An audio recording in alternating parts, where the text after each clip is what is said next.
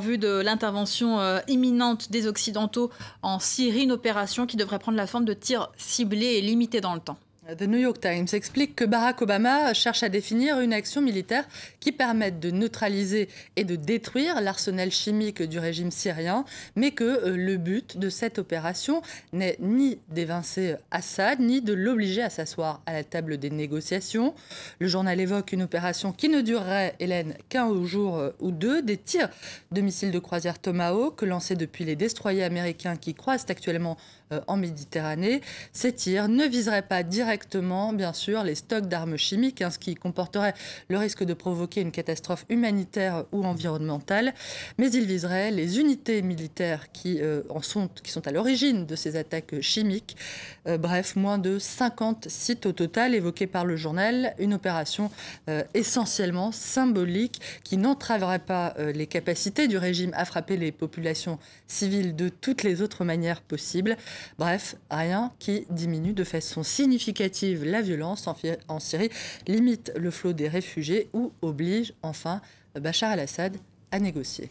Obama qui cherche à définir les contours de ce qu'il va pouvoir faire, mais sans vouloir non plus trop en faire. Le président américain se retrouve finalement coincé par ses propres déclarations sur la fameuse ligne rouge à ne pas franchir. À voir, Hélène, avec ce dessin du International Herald Tribune, où on le voit déclarer que Bachar el-Assad s'est retrouvé acculé de lui-même en ayant recours aux armes chimiques. Obama dans le recoin d'une pièce délimitée par la fameuse ligne rouge. Il faut que je tourne ma feuille, ça va prendre un petit peu de temps. Voilà. On va regarder maintenant les autres critiques qu'il y a dans la presse à propos de cette intervention. Oui, Barack Obama n'est pas le seul ce matin à faire les frais de critiques effectivement plus ou moins véhémentes. Également très critiqué, David Cameron est accusé par The Independent de marcher sur les pas d'un certain prédécesseur, Tony Blair. Il faut dire qu'au Royaume-Uni, le souvenir du fiasco irakien est omniprésent.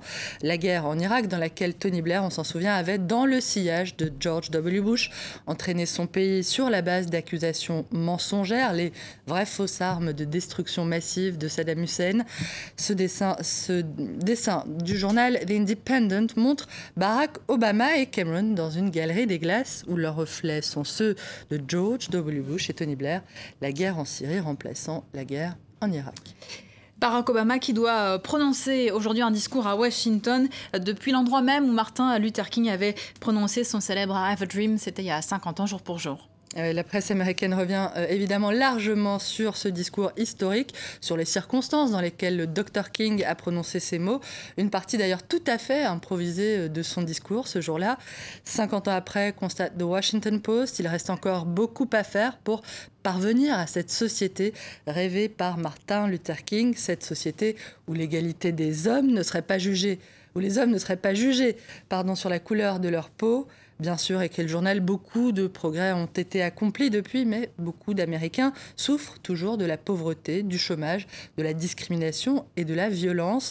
The Washington Post revient notamment sur l'affaire Trayvon Martin, ce jeune noir de 17 ans, tué alors qu'il rentrait tout simplement chez lui après avoir acheté quelques confiseries, tué au nom du droit à la légitime défense, un droit qui s'exerce, d'après le journal, surtout au détriment des minorités américaines. Le quotidien Hélène cite aussi quelques chiffres qui, effectivement, prouvent qu'il y a encore beaucoup de choses à faire aux États-Unis pour lutter contre la discrimination.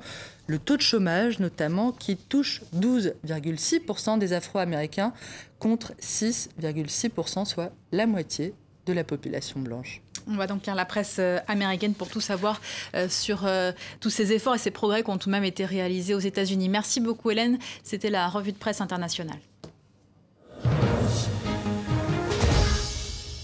Restez avec nous, l'information continue sur France 24.